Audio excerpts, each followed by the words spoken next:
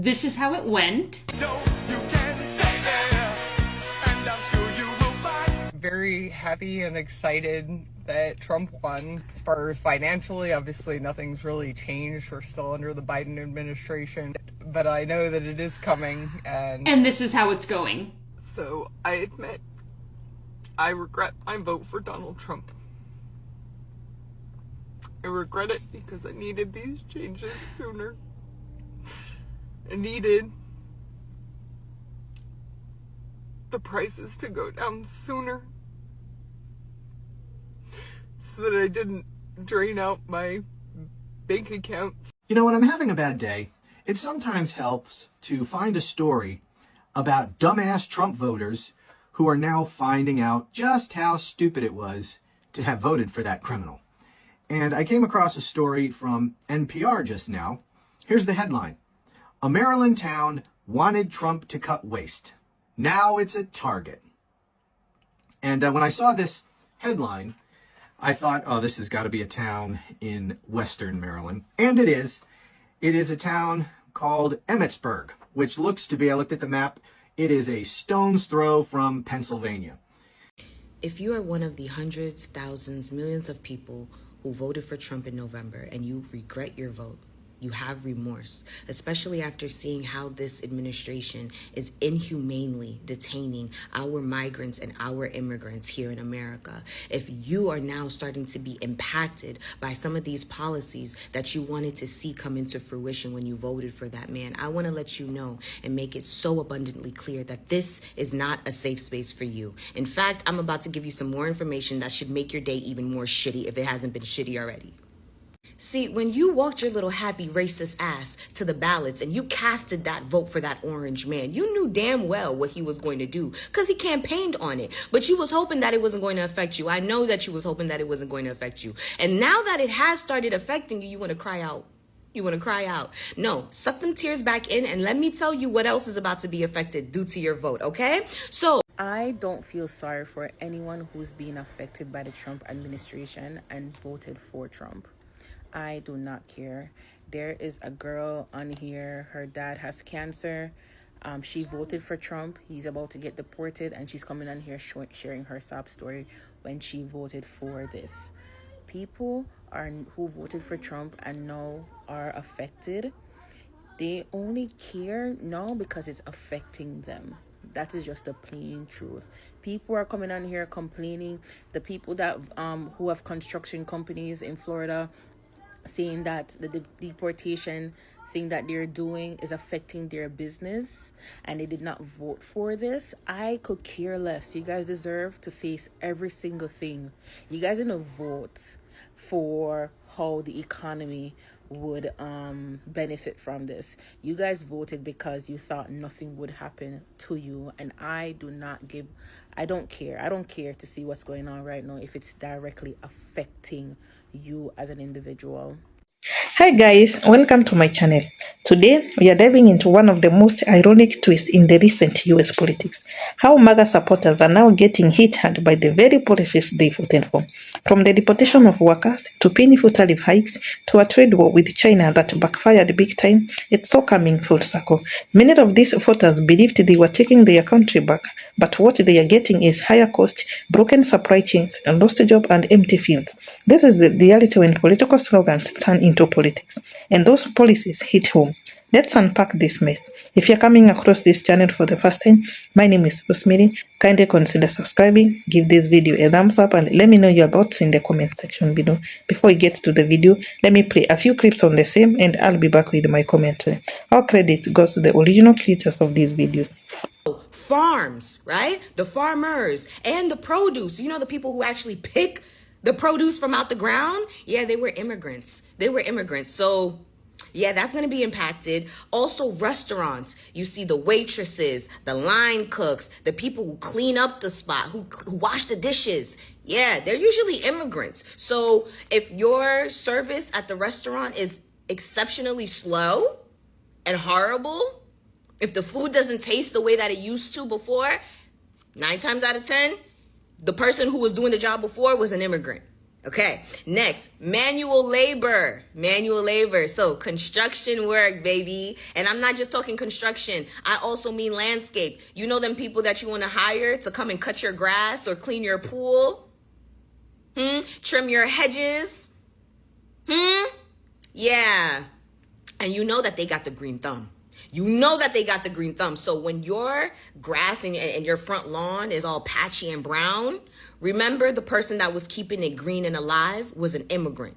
Okay, next, retail. Y'all be forgetting who be unloading these trucks.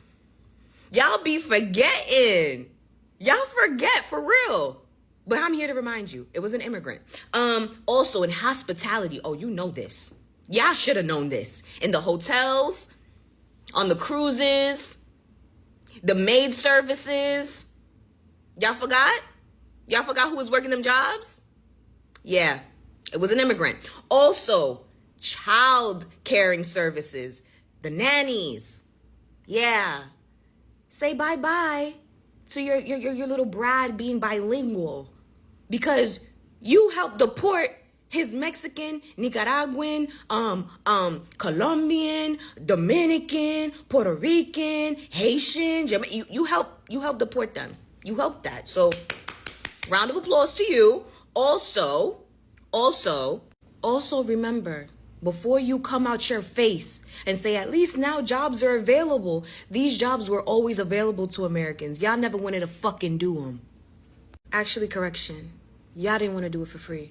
Y'all didn't want to do it while being exploited. You didn't want to do it knowing that you were being underpaid and you had no benefits. But you were okay with letting the migrants and the illegal aliens do it. Correction. You don't want to do it for free. You don't want to do it while being exploited. You don't want to do it knowing that you're being underpaid. You don't want to do it knowing that you don't get no benefits. You don't want to do it knowing that you don't get no time off. Correction. When DT ran on the slogan America First, many of his supporters felt deeply connected to the message. They believed it meant better jobs, safer borders, and stronger American identity. DT's promises spoke directly to rural workers, small business owners, and middle Americans who felt left behind by globalization and forgotten by Washington. They wanted change. They wanted to win again. And so they rallied, voted, and stood firm beyond every pledge DT made, especially the ones about immigration and foreign trade. But what they didn't realize, or maybe didn't want to hear, is that these policies came with serious consequences.